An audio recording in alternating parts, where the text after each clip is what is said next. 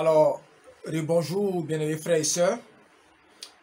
Je vous parle bien souvent de l'Église de Dieu. Et j'ai l'habitude de dire comme ça que aujourd'hui, l'une des difficultés que nous avons, le problème que nous rencontrons aujourd'hui, qui est occasionné par des ministères fantaisistes qui sont créés ça et là, vient du fait que beaucoup de ceux qui sont aujourd'hui dans le ministère ne comprennent pas ce que c'est que l'Église. D'abord dans sa révélation biblique. Et ils ne connaissent pas les origines de l'Église aujourd'hui. Beaucoup de ceux qui ont commencé le ministère, ils pensent que Assemblée de Dieu, Baptiste Œuvre Mission, Protestants méthodistes, Méthodistes unis, ministère de rachat, ministère de salut, mission évangélique ceci, mission évangélique cela. Ils pensent que toutes ces entités-là constituent l'Église. Ils pensent que tous ceux qui fréquentent ces milieux-là sont des chrétiens. Et ils pensent que quand on parle de l'Église de Jésus, c'est les assemblées de Dieu, plus les baptistes, plus les protestants, plus les évangéliques, plus les pentecôtistes, plus les catholiques. Ils pensent que c'est ça qui est l'Église de Dieu. Or, il n'en est absolument rien. Je le dis et je le répète.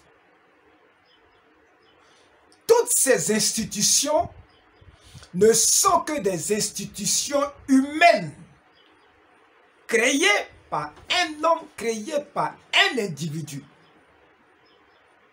Ça peut être une inspiration du Saint-Esprit. Mais celui qui a créé ces structures-là est un homme. Et tôt ou tard, la pensée de cet homme, la volonté de cet homme, finit par se transmettre. Ça finit par transparaître, s'imposer et devenir l'héritage qui est transmis de génération en génération, loin de l'héritage christique qui est la révélation de l'évangile tel que les apôtres l'ont donné, qui est le fondement de l'église de Christ, tel que ce fondement a été posé par les apôtres, par les prophètes, comme des sages architectes. L'apôtre Paul pouvait dire, personne ne peut poser un autre fondement que le fondement de Christ. Comme un sage architecte, j'ai posé le fondement et quelqu'un d'autre bâtit là-dessus. Que chacun prenne garde à la manière dont il bâtit, parce que l'œuvre de chacun sera éprouvée.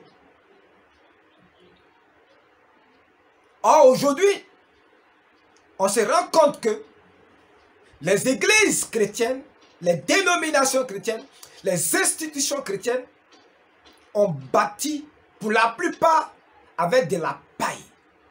C'est pourquoi lorsqu'une épreuve survient dans la vie de ceux qu'ils appellent leurs fidèles, ils voient que ces gens-là n'ont jamais connu Christ. C'est pour ça que lorsqu'une épreuve survient dans ces groupes, dans ces églises, la réaction que les pasteurs ont vient témoigner qu'ils ont été bâtis sur de la paille, ils ont été bâtis avec de la paille, ils ont été bâtis avec du matériau de peu de valeur. Et lorsque il y a un vent, il y a une épreuve, la réaction de ces églises-là est une réaction anti-biblique.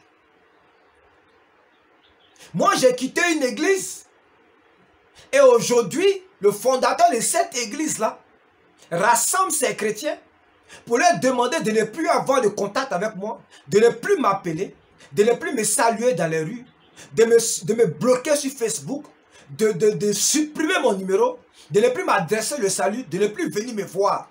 Et si quelqu'un vient chez moi pour me rendre visite, cette personne-là risque l'excommunication.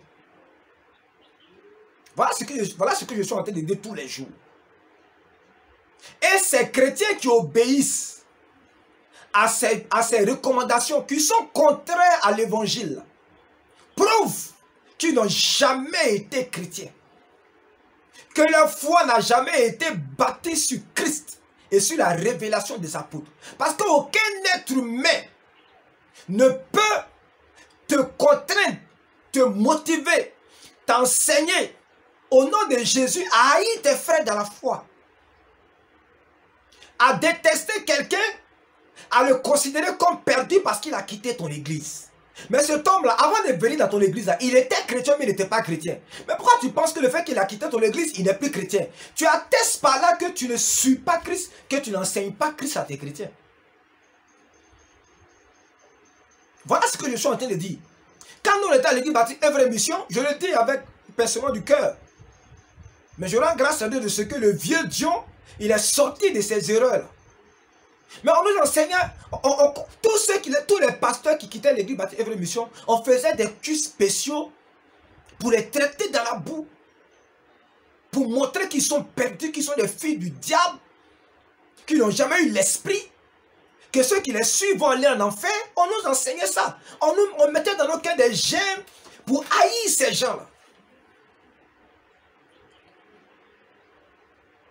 Vous voyez, lorsque, dans les années 90-95, l'église baptiste a connu sa crise, en 90, 91, 92, la réaction de certains pasteurs, aujourd'hui avec du recul, quand je réfléchis, je me rends compte que ces gens-là n'ont jamais été chrétiens, qui n'ont jamais été bâtis sur le fondement des apôtres.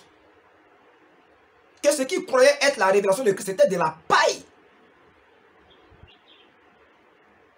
J'ai été témoin des querelles de l'église de Réveil à Djamé, Saint-Michel, où les gens se sont battus au point dans l'église pour le contrôle de l'église.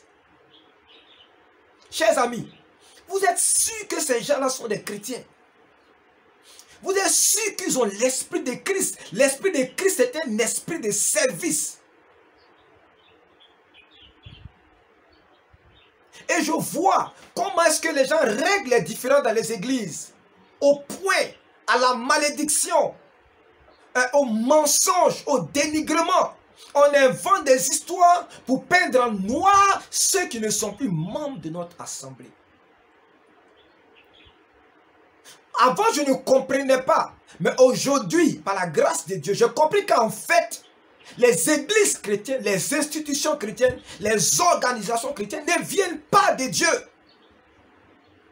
Même si Dieu, parce qu'il est le maître de toutes choses, il y envoie son esprit pour racheter des gens, pour sauver des gens, ça ne veut pas dire que Dieu vient confirmer l'existence de telles entités qui n'ont absolument rien à voir avec la révélation de Christ.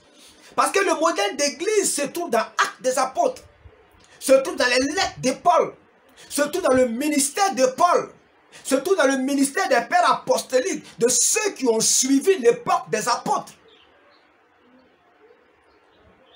Jusqu'au IVe siècle, ils n'avaient jamais constitué de groupement humain, d'institutions humaines pour porter le message de Christ. Le message de Christ étant d'abord et avant tout porté par les disciples, les individus.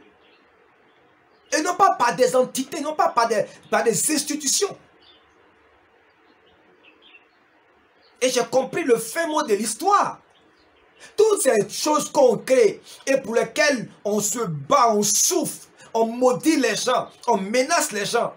Parce qu'on aime l'institution plus que les chrétiens eux-mêmes. On aime l'institution plus que Christ lui-même. On est prêt à mentir, on est prêt à faire des coups bas, des complots pour protéger une institution. Alors que si nous sommes en Christ, c'est à cause de Jésus d'abord. Et puis secondo, à cause des frères dans la foi. Ce n'est pas à cause des institutions, mission temps, ministère temps, église temps. Ce n'est pas pour ces choses-là qu'on se convertit. On se convertit pour Christ et on se convertit pour nos frères dans la foi. C'est eux qu'on doit aimer par-dessus tout. Et en faisant mes recherches, j'ai découvert que ces institutions chrétiennes ces organisations chrétiennes. Alors je comprends pourquoi est-ce que le frère Branham, il ne s'est pas arrêté de blâmer, de condamner ces choses. Parce que lui, il avait compris que ces choses ne pouvaient pas être l'église de Christ. Donc aujourd'hui, tous les groupements que vous voyez, qui portent le nom d'église chrétienne, ce sont des mots nécessaires. Un jour, je vais vous enseigner sur une révélation des Écritures, sur le mystère, un des mystères de Christ. Et pourquoi est-ce que le Seigneur Jésus, il traite avec ces entités-là? Je vais vous expliquer. Pourquoi est-ce que le Seigneur traite avec ces groupes-là? Le frère Branham comparait ces groupes-là à la balle qui porte le grain. Quand vous prenez par exemple le maïs, vous voyez que les graines de maïs là sont fixées sur une tige, c'est ce qu'on appelle la balle. Vous prenez par exemple le riz, un paddy de riz, les graines de riz là, qu'on mange là, c'est porté par un épi, mais l'épi n'est pas important. On va battre l'épi, enlever les graines, et puis le reste de l'épi, on va jeter ça pour le brûler. L'épi qu'on jette pour brûler là, ce sont les organisations chrétiennes. Dieu a ses enfants là-bas. Dieu y envoie son esprit en mission pour travailler, pour rassembler ses enfants. Mais je le prophétise de la part du Seigneur. Les temps viennent où ces organisations-là vont retourner à leur source originelle, vont retourner à leur mère, qui est l'Église catholique. Et les fils de Dieu, les filles de Dieu qui sont là-dedans, vont finir par sortir pour revenir à la forme originelle de l'Église. Une église qui n'a ni bâtiment, une église qui n'a ni taille, qui n'a ni longueur, qui n'a ni hauteur. Une église invisible, mystérieuse et cachée. Où on ne se reconnaît que par l'amour qu'on a pour Christ et pour les frères, par la confession qu'on a et par le genre de vie que nous vivons. Le temps vient et il n'est pas loin. Je ne dis pas que c'est déjà dans l'église catholique. Hein. Je dis ils vont retourner dans le système que le pape François est en train de mettre sur pied, qui veut reconstruire l'église catholique, mais pas comme une seule entité, mais une église catholique comme une grande maison dans laquelle le pape est le patron. Il y a la chambre des protestants, il y a la chambre des évangéliques, il y a la chambre des juifs, il y a la chambre des musulmans, il y a les chambres des bouddhistes, mais tout ça là va former la nouvelle religion mondiale qui sera coachée, qui sera encadrée, qui sera mentorée par le pape. Et tous ces faux prophètes, ces faux enseignants, ces faux pasteurs qui ont créé ces structures-là vont finir par retourner là-bas. Un homme comme Kenneth Copeland, que les gens suivent, qui est le modèle de Bishop Oyedepo au Nigeria. Cet homme-là a déjà fait alliance avec le pape François pour retourner à l'église catholique avec tous ces chrétiens. Kenneth Copeland, j'ai la vidéo où il allait prêter, il allait faire allégeance au pape, où il s'est soumis au pape comme la seule autorité spirituelle sur la terre. Et cet homme-là, c'est lui qui est le héros des gens comme les Oyedepo, et vous suivez Oyedepo comme des imbéciles, croyant que cet homme-là, c'est un serviteur de Dieu. Restez là, ne cherchez pas, hein, ne faites pas des recherches, suivez les gens comme des moutons. Quand vous allez vous réveiller, vous serez en enfer. N'avez pas le discernement, hein. Ne cherchez pas à connaître Christ par vous-même. Suivez les gens seulement. Suivez-les bêtement. Suivez-les. Vous allez voir ce qui va vous arriver. Allons seulement, je vous amène quelque part. C'est pas ce que la Bible dit. Hein? La Bible dit que ceux qui sont les fils de Dieu, ils sont conduits par le Saint-Esprit. Ils ne sont pas conduits par un homme. Bref. Donc toutes ces églises-là, je le prophétise et je le déclare. Je le prédis du moins. Je le prédis.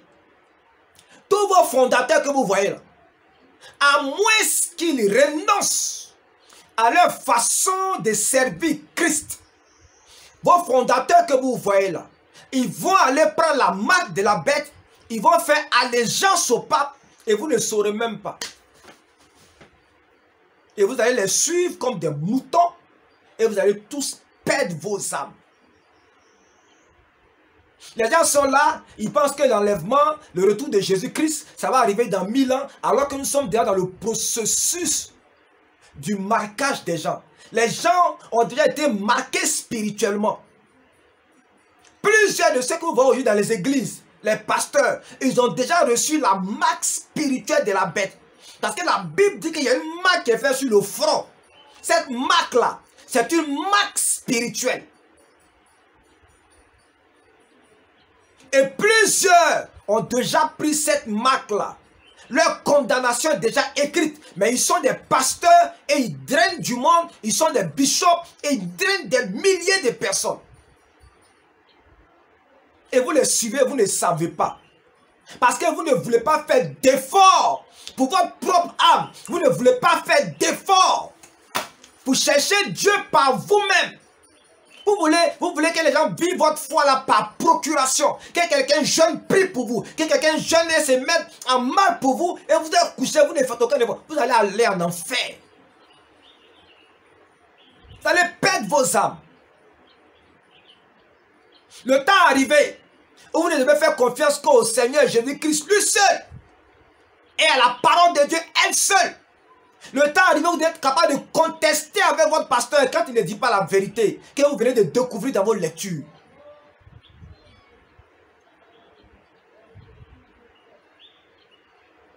Donc ce matin, je vais vous expliquer quelque chose. Pour que vous compreniez bien l'origine de ces églises chrétiennes. Et pourquoi est-ce qu'elles ont tant de mal à marcher dans la parole de Dieu. Vous savez, le 31 octobre 1517, au XVIe siècle, un homme appelé Luther, qui était un moine, il va se lever et dans sa ville en Allemagne, il va lancer une contestation face à certains abus de l'Église catholique qui vendaient ce qu'on appelle les indulgences. Ça veut dire quoi? Quand tu as péché, tu vas chez le prêtre va prier pour que tu sois pardonné et tu payes de l'argent. Ça ressemble à quelque chose qui se passe en Afrique ici. Où les gens payent pour les guérisons, ils payent pour être reçus par les pasteurs. C'est ce que Luther a blâmé. Et il a développé plusieurs thèses qu'il va aller agrafer sur la porte de son église.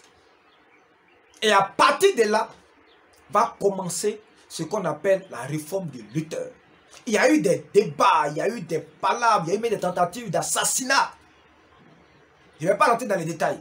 Donc, ce qu'il veut dire, au XVIe siècle, va commencer une réforme qui sera appelée plus tard la réforme protestante.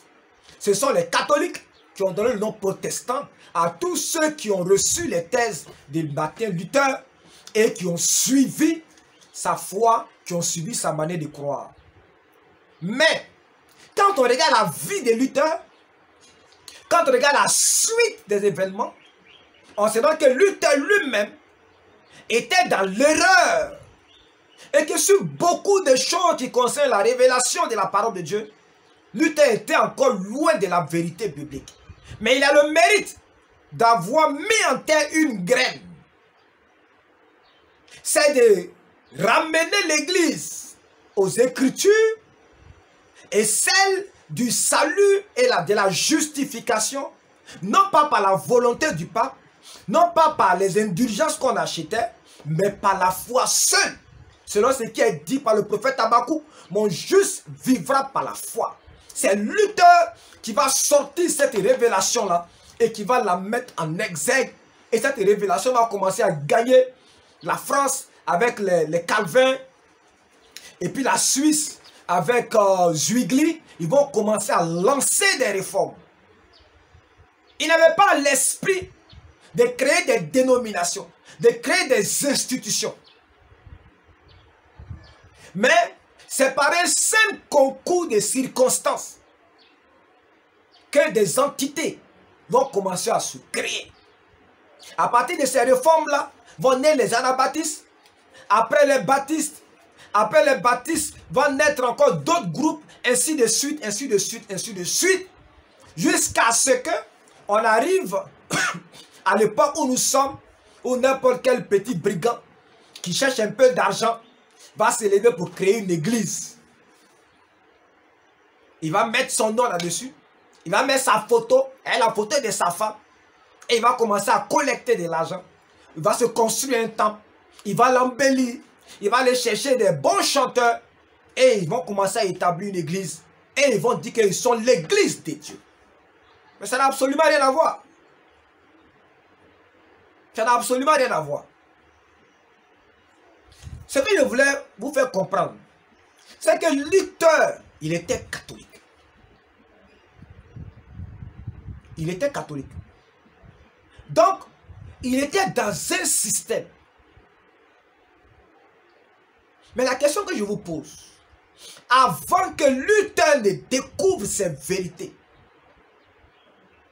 avant que Luther ne soit chassé de l'église catholique, est-ce qu'il n'y avait pas des chrétiens en dehors du système dans lequel Luther était? Luther était un moine catholique. Est-ce qu'en son temps, c'est l'église catholique qui était l'église de Dieu? Non. Quand vous regardez dans l'histoire de l'église, vous allez voir qu'à côté de l'église catholique institutionnelle, s'est développé un courant qui a conservé le rite, qui a conservé la révélation des apôtres. Mais ce courant n'a pas été connu parce que ses frères et sœurs ne se sont jamais organisés en institution, en entité. Ceux qui connaissent l'histoire de l'Église ont entendu parler des chrétiens des catacombes. Mais quels sont devenus ces chrétiens qui se cachaient dans les cimetières, qui se cachaient dans les égouts pour pouvoir prier, pour pouvoir se réunir? Qu'est-ce qu'ils sont devenus? Pourquoi vous ne vous posez pas la question sur ce qu'est devenue cette église martyrisée? Aujourd'hui, tous les protestants que vous connaissez, ce sont des gens qui sont sortis de la réforme de Luther. Ils sont sortis de la première réforme catholique qui était portée par Luther. Donc ce sont des enfants de l'église catholique. La question que je vous pose, avant Luther, ceux qui étaient les chrétiens martyrisés là, où ils sont? Qu'est-ce qu'ils sont devenus? Parce qu'à côté de l'église catholique officielle, il y avait des chrétiens. Il y avait des disciples de Christ qui se cachaient pour vivre leur foi parce qu'ils étaient persécutés. Qu'est-ce qu'ils sont devenus ceux-là?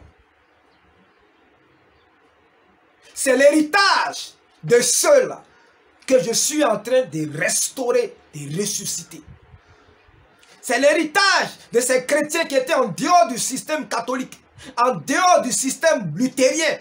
C'est leur héritage que je suis en train de restaurer. C'est leur héritage que je suis en train de porter. C'est pourquoi je suis contre les systèmes d'église. Et je les condamnerai, je les blâmerai jusqu'à ma mort. Parce que vous avez usurpé la place du Saint-Esprit. Vous avez usurpé la place de Christ dans le cœur des chrétiens. Et je vous blâmerai aussi longtemps que j'aurai ce souffle de vie là. Parce que vous êtes dans l'erreur, dans l'imposture et dans le mensonge. Et ce n'est pas parce que Christ y a sémé son esprit pour moissonner dans vos rangs ceux qui lui appartiennent que Jésus-Christ vous approuve. Jésus-Christ ne vous approuve pas. Vous dites que vous prophétisez, mais réalisez l'histoire de Jésus lorsque le Sanhédrin s'est réuni pour accuser Jésus-Christ. Le souverain sacrificateur a prophétisé par l'Esprit de Dieu. Mais est-ce qu'il était approuvé cet homme-là? Il était en train de condamner le Christ. Mais le Saint-Esprit a parlé par lui. Faites attention. Faites très attention aux manifestations des dons spirituels. Jésus là, le Saint-Esprit est souverain. Ce n'est pas parce qu'il fait des œuvres par nos canaux qu'il approuve toutes nos voies. Le Saint-Esprit n'approuve que la voix de Christ, la voix de sa parole, la voix des Écritures. Et si votre église est organisée comme un État, ne croyez pas que Jésus-Christ vous approuve. La preuve, à chaque épreuve que votre église connaît, on voit par votre réaction que vous n'êtes pas des disciples de Christ et que vous ne persévérez pas dans l'enseignement des apôtres. Vous pouvez être un disciple, mais vous pouvez ne pas persévérer dans l'enseignement des apôtres, comme le faisait la première église. La Bible dit qu'elle persévérait dans l'enseignement des apôtres. La Bible n'a pas dit ça par fantaisie. La Bible a dit ça parce que derrière cette portion de Christ, il y a une révélation. Quand tu es de Christ et quand tu es dans sa volonté, quelles que soient les circonstances, tu persévères dans l'enseignement des apôtres et des prophètes de Christ. Mais quand tu es dans ta propre ambition et que tu as greffé quelque chose de Christ, devant certaines circonstances, tu es obligé d'abandonner Jésus-Christ pour accomplir les volontés de ton cœur. Plusieurs exercent le ministère dans la volonté permissive de Christ. C'est pourquoi la Bible dira de Jésus-Christ qu'il moissonne là où il n'a pas semé. Il moissonne là où il n'a pas semé. Je vais vous parler de cette révélation, vous allez comprendre beaucoup de choses. Mais, je vais vous lire quelque chose que j'ai extrait de Wikipédia. Parce que ça va exactement dans la direction que je souhaitais. Je vais vous parler de deux hommes. L'un était prêtre, l'autre était un chrétien fidèle simple. Il n'avait pas de sacerdoce.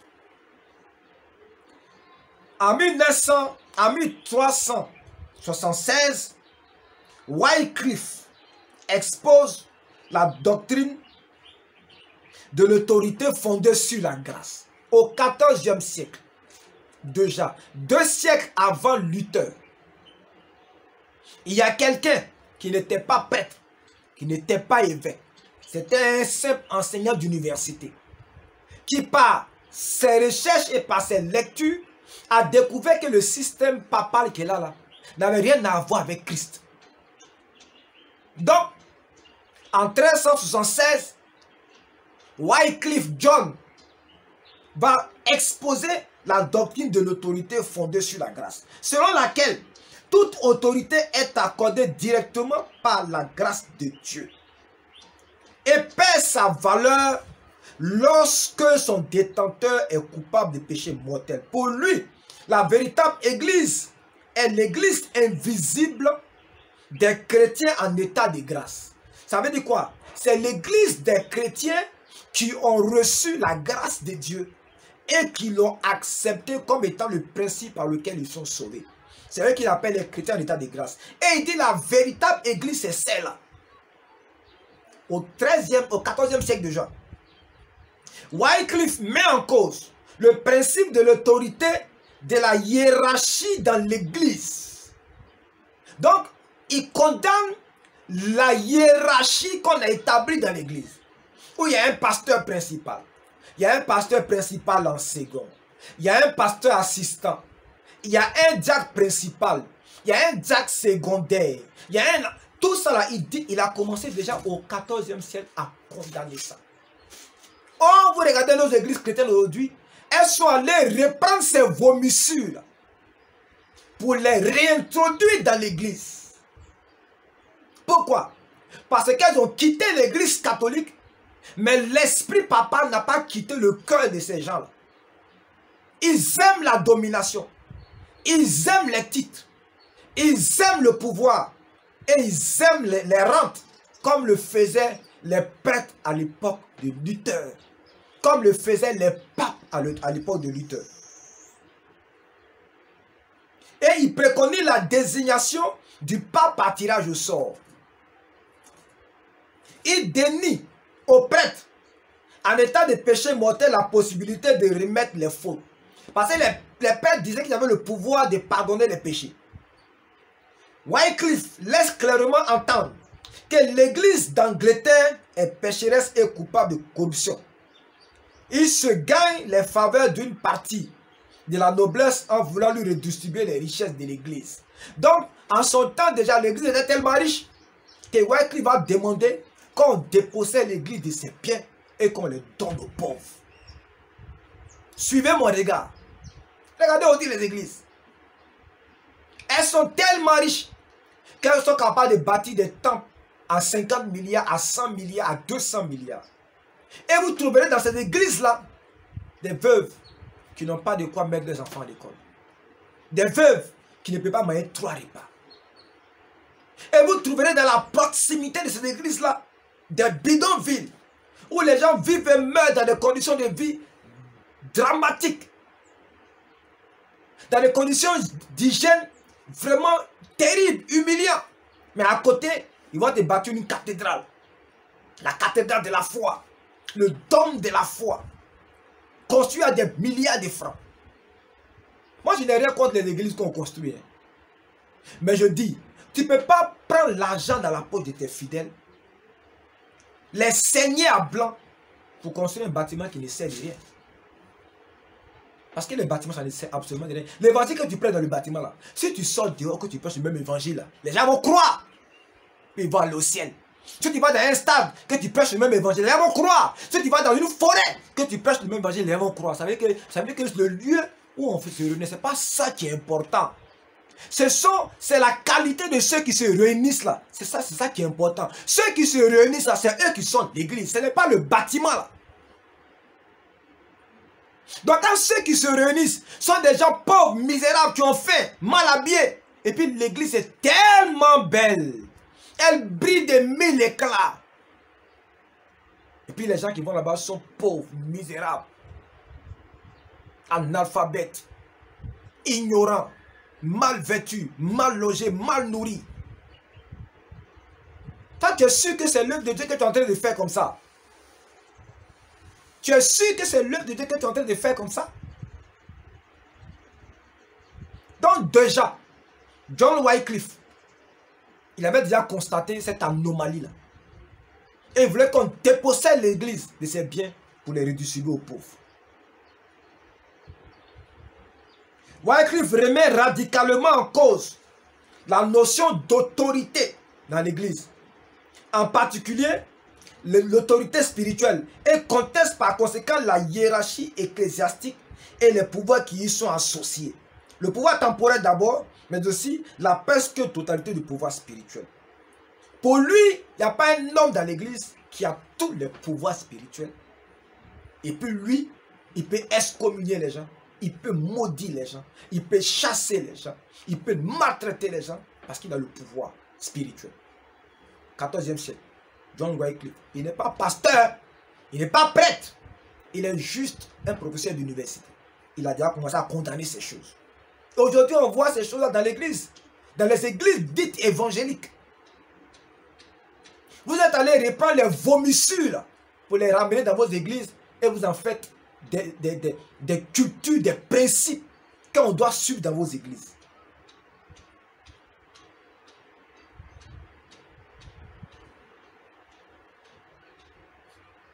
Il rejette les sacrements et il condamne de nombreuses pratiques religieuses comme la vie monastique, comme les œuvres de piété ou la possession de biens temporels par le clergé. La théologie de Wycliffe fait de l'Église un être purement spirituel, rejetant son caractère incarné. La puissance absolue de Dieu s'exerce directement sur la terre sans la médiation d'une institution. Pour lui, ce n'est pas parce que l'Église est sur terre que l'Église doit se substituer à Dieu et ça rejoint le droit de blâmer, de condamner, de conduire, de dominer. Pour lui, Dieu est toujours le maître absolu de la création. Et l'Église n'a pas remplacé l'autorité divine sur la terre. Et je le dis souvent, je l'enseigne ici, que Dieu n'est pas le Dieu de l'Église. La terre tout entière, l'univers tout entier, visible et invisible, lui appartiennent. Il est celui qui règne, qui domine. Il est celui qui coordonne toutes ces choses. Et c'est par sa volonté que tout existe.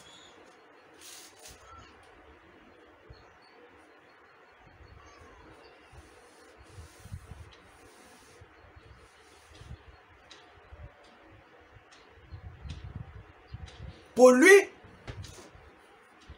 l'église visible des baptisés n'est pas plus important que l'église invisible des prédestinés. Pour lui, la vraie église, c'est cette église invisible des prédestinés. Il dit, seuls les prédestinés au salut font réellement partie de l'église. L'église n'est plus l'assemblée des fidèles, comme on le voit aujourd'hui dans les communautés chrétiennes, composée de tous les baptisés, mais l'assemblée des prédestinés. Aujourd'hui, quand on baptise quelqu'un, on dit qu'on a eu un nouveau membre. Qu'est-ce que vous en savez? Regardez, vous créez des institutions, vous mettez sur place des systèmes qui finissent par capter des païens, des irrégénérés, plutôt que de mettre sur pied un système où le païen, mais quand il voit ça, il a peur de rentrer dedans. Vous avez remplacé le système simpliste des apôtres qui avaient l'avantage de faire quoi? Qui avaient l'avantage de ne pas donner de l'assurance à celui qui n'était pas véritablement à Christ au milieu d'eux. C'était ça. Ils ont mis sur pied un système où, quand ton cœur n'est pas véritablement à Christ, tu ne peux pas rester au milieu d'eux. Mais aujourd'hui, tout le système d'église qu'on a mis sur pied là, où quand tu arrives, on te fait suivre des cours de baptême pendant 3 mois, et si tu comprends, tu réponds bien aux questions, on te baptise. On a mis sur pied un système aujourd'hui, si tu participes à tous les cultes, si tu es fidèle, quand le pasteur te convoque, quand le père te convoque, si tu es fidèle, si tu fais sa volonté, si tu réponds à ses préoccupations, il te baptise. Mais c'est un système satanique. Et c'est pour cela que vos églises sont remplies de païens. Sont remplies de païens. Mais si tu fais une église où tu donnes la liberté aux gens de venir à l'église comme ils veulent, quand ils veulent, ceux qui sont de Christ, à cause de la sémence qui est en eux là, ils vont venir au culte. Ils vont chercher la communion des frères. Mais si tu es obligé de dire aux gens, si vous ne venez pas tel jour là, on va vous décharger. Si vous ne venez pas à tel programme, on va vous suspendre de vos fonctions. On va vous chasser de l'église. Si vous ne venez pas à tel programme, on ne va pas prier pour vous. On ne va pas vous donner l'homme miracle. Et tu es en train de former une église de païens.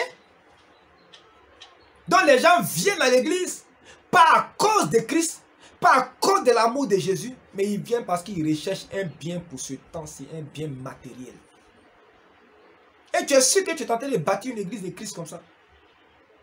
Tu es sûr?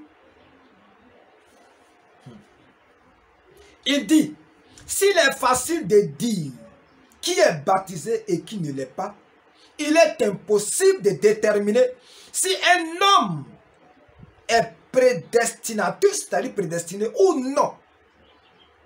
L'église visible, fondée sur un acte visible et identifiable par l'homme, qui est le baptême, disparaît, remplacée par une église purement spirituelle, fondée sur un élément purement divin, qui est la prédestination et la connaissance de Dieu.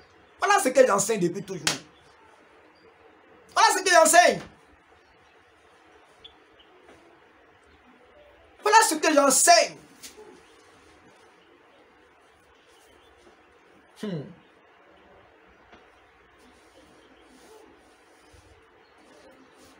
Il dit, John Wycliffe dit encore, l'église institutionnelle, vous voyez que ce qu'ils sont en train de faire là, les pré-réformateurs, c'est-à-dire que les pères, des lutteurs là, ils avaient déjà cette pensée là.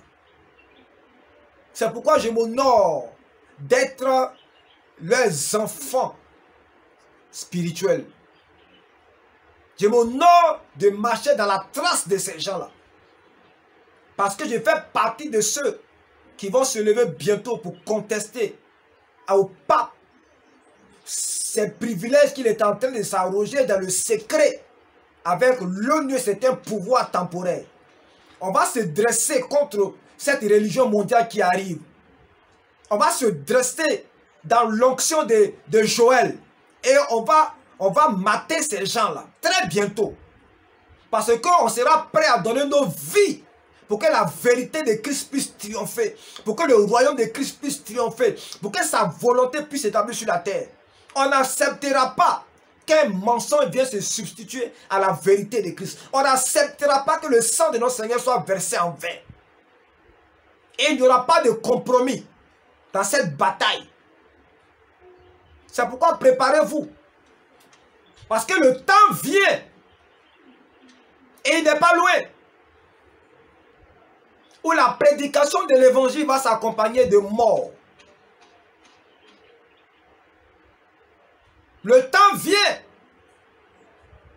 Mais je n'en dis pas, je m'arrête là. Regardez seulement. L'église institutionnelle n'a qu'un lien purement accidentel avec l'église réelle. Voilà ce que je m'efforce de vous dire.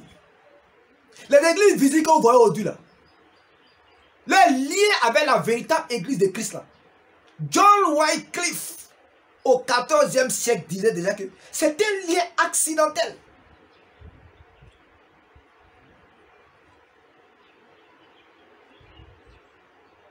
Comme rien ne prouve que les membres de la hiérarchie ecclésiastique fassent partie des prédestinés, il n'est pas nécessaire de leur obéir. Sauf si celui qui ordonne appartient à la véritable église et que son ordre est conforme à la volonté de Dieu révélée dans les Écritures. Il veut dire quoi? Il veut dire que personne ne peut garantir que le pasteur qui est devant toi, lui-même qu'il est chrétien, mieux qu'il serve Christ. C'est pourquoi quand il te donne un ordre que cet homme n'est pas conforme à la parole de Dieu, il ne faut même pas t'embêter. Il ne faut même pas avoir peur. Il faut continuer ton chemin comme si tu n'avais rien entendu. Vous avez compris? Et dit, on ne sait pas, ce lien entre l'église visible et puis on ne sait pas. C'est un lien accidentel. C'est possible qu'un chrétien né de nouveau, véritablement enfant de Dieu, se retrouve dans une église institutionnelle. Mais personne ne peut le savoir. C'est possible que quelqu'un qui se dit conducteur, qui soit vraiment un vrai serviteur de Dieu, se retrouve dans une institution chrétienne. La seule façon de savoir que cet homme est véritablement de Dieu, c'est que les ordres qu'il va vous donner viennent de la volonté de Dieu. Et je vous dis toujours, bien aimé, un vrai pasteur, selon ce que la Bible dit, que le bon berger donne sa vie pour ses brebis. Un bon berger, il n'exploite pas ses chrétiens. Il ne vole pas leur temps. Il ne vole pas leur santé. Il ne vole pas leur énergie. Il ne vole pas leurs ressources.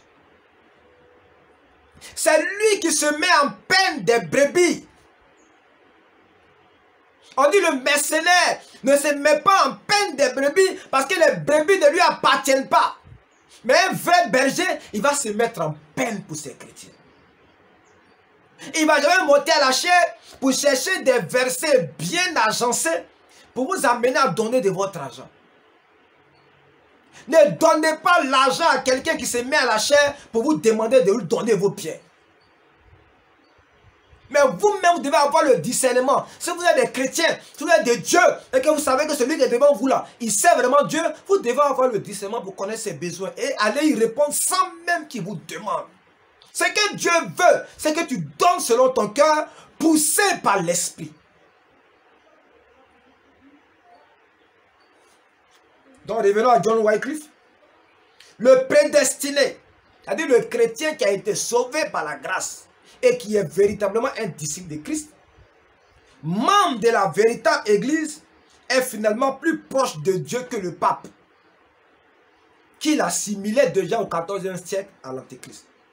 Le pouvoir de juridiction spirituelle de l'église, dont dépend le pouvoir d'absolution de pardonner le péché, le pouvoir d'excommunication de chasser les gens de l'église, ne dépend plus du statut de celui, prêtre, évêque ou pape qui juge, mais de l'état de celui qui est jugé.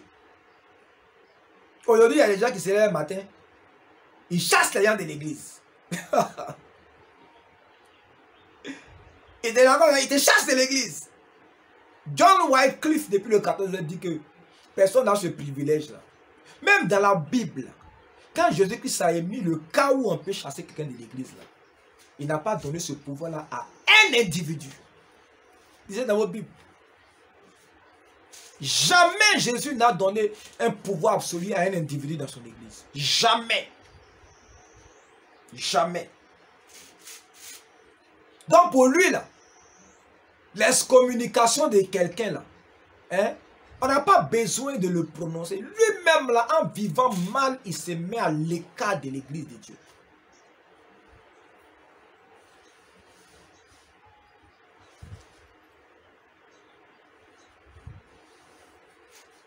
Et il dit, Dieu étant la seule cause de la prédestination, l'homme ne peut plus y participer.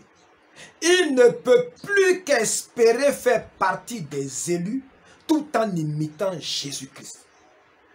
Le pouvoir reposant sur la sainteté, tout sacrement accompli par un homme qui n'est pas en état de grâce est invalide. La médiation du clergé est vaine car l'Église est corrompue. La Sainte Écriture comme seule et ultime source de la révélation. Il dit, la révélation chrétienne a d'abord été transmise oralement avant d'être mise partiellement par écrit. Pour l'Église catholique, il y a donc deux sources de révélation d'égale valeur, l'Écriture sainte et la tradition. La tradition contenant tout ce qui n'appartient pas à la Sainte Écriture, comme le choix et l'ordre des livres, leur interprétation, les livres liturgiques, les écrits des pères de l'Église, etc., afin de ne pas dévier de la tradition dans l'interprétation de l'Écriture sainte. La Bible n'est pas mise entre les mains des fidèles. Ça, c'était la conception des catholiques. John Wycliffe, rejetant l'autorité spirituelle de l'Église institutionnelle, ne reconnaît pour seul source de la révélation que la Sainte Écriture. Par conséquent, ce n'est plus l'interprétation de l'Écriture qui doit être conforme à l'enseignement des pères, mais c'est l'enseignement des pères qui doit être jugé à la lumière de la Sainte Écriture. Oh Seigneur Jésus-Christ. Voilà ce que j'enseigne. Il ne faut pas venir dire, moi je suis un père spirituel. Toute parole qui sort de ma bouche, c'est la parole de Dieu. C'est un blasphème. C'est un blasphème. Et je vais ouvrir une parenthèse sur un sujet que je vais traiter. Lorsque vous contestez un pasteur par rapport à ce qu'il enseigne, vous n'êtes pas en train de violer son autorité. Vous n'êtes pas en train de violer son autorité. Vous n'êtes pas en train de blasphémer le nom de Dieu. La parole de Dieu est au-dessus de tous les prédicateurs et au-dessus de l'Église. Quand je juge l'enseignement d'un serviteur de Dieu, je me mets dans la défense de l'Écriture qui est plus grande que lui. Si je le juge sur la base de mes propres opinions, je pêche contre lui. Mais si je le juge avec les Écritures, je ne pêche pas contre lui. Si je pêche contre la parole de Dieu que j'aurais mal interprétée. Mais je ne pêche pas contre lui. C'est pourquoi vous devez contester les enseignements qui ne sont pas valables dans vos églises. Et ne vous laissez pas effrayer par les gens qui prennent leurs pensées, leurs fantaisies pour la parole de Dieu. Depuis le 14e, vous voyez ce que John Wycliffe a dit.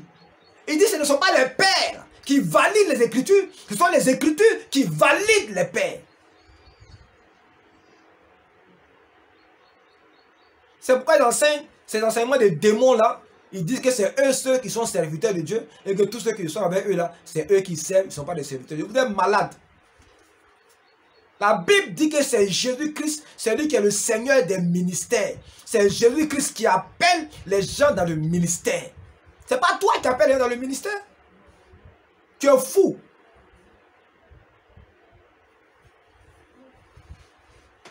C'est moi, je suis serviteur de Dieu, vous tous êtes mes serviteurs. Tu es malade.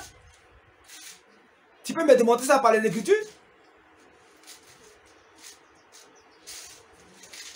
Quand Jésus était vivant, là, il a pris 12 personnes et puis il les a établis apôtres. Ces apôtres, là, ce n'étaient pas des serviteurs de Dieu. Ce n'étaient pas des hommes de Dieu. Jésus était au milieu d'eux, puis eux, ils étaient des serviteurs de Dieu. Ils étaient des apôtres. Où vous allez vos enseignements là-même?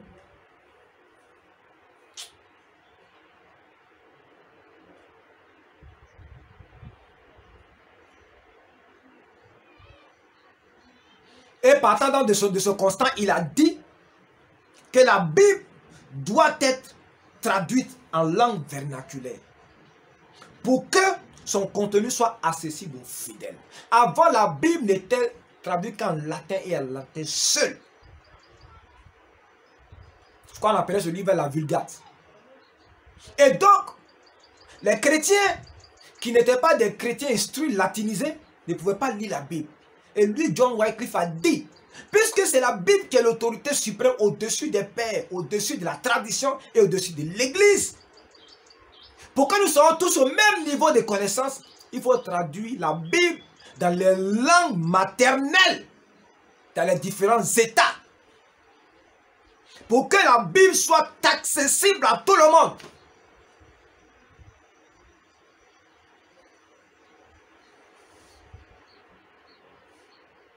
Concernant le christianisme, John Wycliffe milite pour un retour à la pauvreté évangélique. Ce qu'il appelle la pauvreté évangélique, c'est la simplicité qu'impose la connaissance de l'évangile de Jésus-Christ.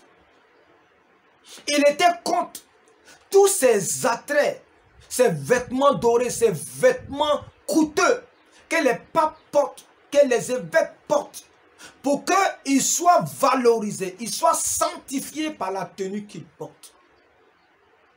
Il était contre ça. Aujourd'hui, il y a des églises, si vous n'êtes pas en costume, vous ne pouvez pas prêcher là-bas. Vous ne pouvez pas prêcher. Dans l'église de Christ à Kilomètre, si tu n'es pas en costume, tu ne peux pas être dans son groupe musical. Bon.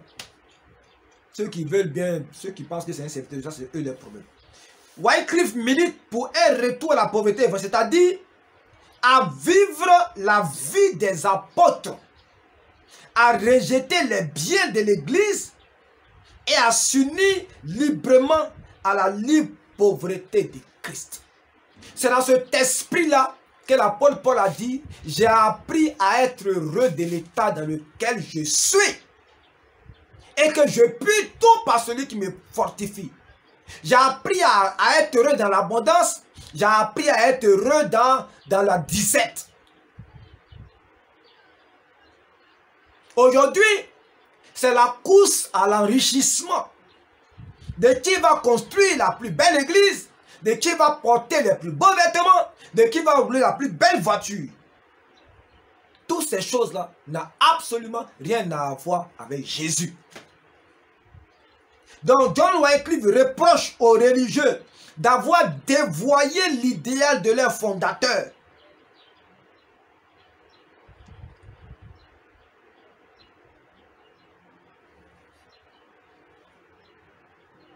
Il dénonce aussi toutes ces formes de religion privées là. Le fait de vivre dans les monastères, ainsi de suite.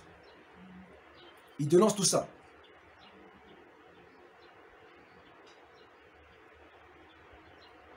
Et il complète pour dire que la réforme de l'Église, donc déjà au XIVe siècle, 2 siècles avant Luther, c'est John Wycliffe parlait déjà de la réforme de l'Église. Et il dit que la réforme de l'Église doit être effectuée par le souverain laïque avec pour seule norme la Sainte Écriture. Qu'est-ce qu'il veut dire par là? Il veut dire que la réforme de l'Église doit être l'œuvre des fidèles. Ce sont les fidèles qui forment l'Église. Et c'est eux qui peuvent s'asseoir et réfléchir pour essayer d'adapter la vie communautaire là, aux Écritures. Donc le pouvoir évangélique, ça part de l'Église, ça part des fidèles. Vous comprenez? Aujourd'hui, ce n'est pas ça. Vous êtes en train de dire, c'est mon Église, l'Église m'appartient. Après Jésus-Christ, c'est à moi que l'Église a été confiée. Ah bon? Et le Saint-Esprit, il a quoi à voir dedans? Donc lui, il n'a rien à voir avec ça. C'est toi qui es le patron de l'Église. Ok? Donc, chers amis, ça c'est la première vidéo. Je vais m'arrêter là. Dans la prochaine vidéo, Je vais vous parler de ces différentes propositions. Et puis ensuite, je vais parler de Jean Hus, qui lui aussi était un réformateur. Avant Luther, des gens qui avaient déjà commencé à blâmer le système catholique, à le condamner et à demander qu'on puisse changer les choses parce que les gens étaient fatigués. Retenez ceci. Luther, il est le réformateur de l'Église catholique. L'Église catholique, qui est la pure forme d'église que la terre ait connue. Je précise, je ne parle pas des chrétiens catholiques. Je parle de l'Église catholique. Beaucoup de chrétiens catholiques ne connaissent même pas ce que c'est que l'Église catholique. Ils ne connaissent pas la doctrine fondamentale de l'Église catholique, qui dit que le pape est sur la terre tout ce que Dieu est au ciel. Le pape peut modifier les Écritures. Il peut émettre des doctrines. Que le pape est infaillible, il ne se trompe jamais. Donc beaucoup de catholiques qui aiment Dieu de tout leur cœur, qui sont des chrétiens nés de l'Esprit de Dieu, mais qui par un concours de circonstances sont l'Église catholique, ce n'est pas d'eux que je parle. Je parle d'un système qui existe depuis le 4e siècle, depuis le concile de Nicée, où un homme qui n'était même pas chrétien, Constantin, va jeter les bases de ce qui va devenir l'Église catholique romaine. C'est de cette église-là que je parle, qui est un système politico-religieux dans lequel plusieurs personnes ont perdu la vie parce qu'ils ont voulu amener ce système à se conformer aux Écritures. Plusieurs sont morts, brûlés au bûcher, parce qu'ils voulaient que ce système politico-religieux-là épouse les formes de l'église chrétienne véritable. Mais elle est incapable, parce qu'elle n'a pas été créée dans ce but. Mais on aura l'occasion de parler de ça. Demeurez bénis. Que la grâce et la paix de Christ, mon roi, mon Seigneur, mon maître, celui pour qui je suis, celui par qui je suis, que sa grâce soit sur vos vies. Que Christ vous bénisse, qui vous fortifie, qui vous accorde la grâce de le connaître par vous-même, pour que vous puissiez marcher avec la connaissance que vous avez de lui. Vous n'avez pas besoin de moi, vous n'avez pas besoin d'un prophète, vous n'avez pas besoin d'un père spirituel. La seule personne dont vous avez besoin, c'est le Christ vivant. Il dit, je me tiens à la porte et je frappe. Si quelqu'un entend et m'ouvre, je viendrai, je dînerai avec lui. C'est ce Christ-là, c'est de lui que vous avez besoin. Quand vous l'avez, vous n'avez plus besoin de quelqu'un. Vous devenez une église vivante. Vous devenez un saint sacerdoce.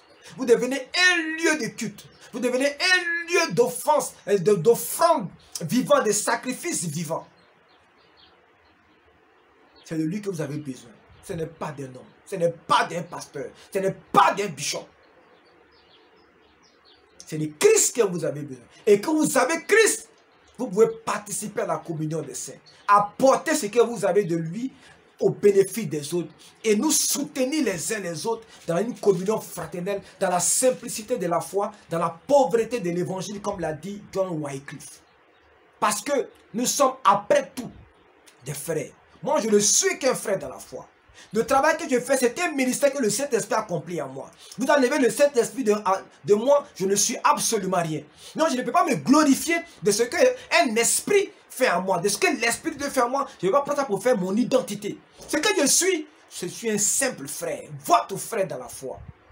Je ne suis ni plus grand, ni plus petit que vous. Je suis juste un frère, au même rang, au même niveau que vous. Demeurez bénis, grâce et paix sur vous, dans le glorieux nom de Jésus-Christ, qui vous aime, qui a versé son propre sang pour vous racheter de vos péchés, pour faire de vous ses enfants par adoption. Suivez-le seul. Ne suivez pas les églises, ne suivez pas les pères spirituels, ne suivez pas les daddies, ne suivez pas les prophètes. Suivez Jésus, Jésus-Christ seul.